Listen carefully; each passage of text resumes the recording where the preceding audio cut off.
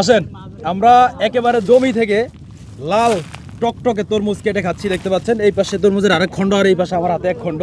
তো আমরা এই জমি থেকে গাছ থেকে ছিঁড়ে এই তরমুজটা নিয়েছি এবং এটা একেবারে ফাঁক, আপনারা দেখতে পাচ্ছেন। আমরা এই যে অর্ধেক খাইছি আর অর্ধেক খাবো, আমাদের সাথে আরও কয়েকজন আছে। তো আমরা এই যে আপনার যেটা ফরমালিন মুক্ত, আমার ক্যামেরাম্যান খাচ্ছে, হ্যাঁ। তবে এই তরমুজটা একেবারে পিওর, এটাতে কোনো ঝামেলা নাই, এটাতে কোনো ফরমালিন নাই, মেডিসিন নাই। এই তরমুজটা আমরা বাজারে যেগুলো পাই সেগুলোতে বিভিন্ন ধরনের মেডিসিন দেয় বা ফাঁকানোর জন্য বিভিন্ন, একেবারে গাছ থেকে ছিঁড়ে খাচ্ছে, এটাতে কোনো ঝামেলা নাই আমি মনে করি। এবার এই সরে 700 গানি তরমুজ চাষ করা হয়েছে, হ্যাঁ 700 গানি। এটা লালমোহনের মধ্যে পড়ছে, লাল সর। ওই পাশে কিন্তু পটুয়াখালী 10 মিনিট উপজেলা, অল্প কিছুক্ষণ পরে, মানে অল্প কিছু পথ রয়েছে বাকি। তো এই তরমুজটা বাজারে যদি আমরা কিনতে যাইতাম, এখানে তো খাইছি, তো এটা মনে হয় আপনার 5-7 কেজি হবে, হ্যাঁ এরকম হবে।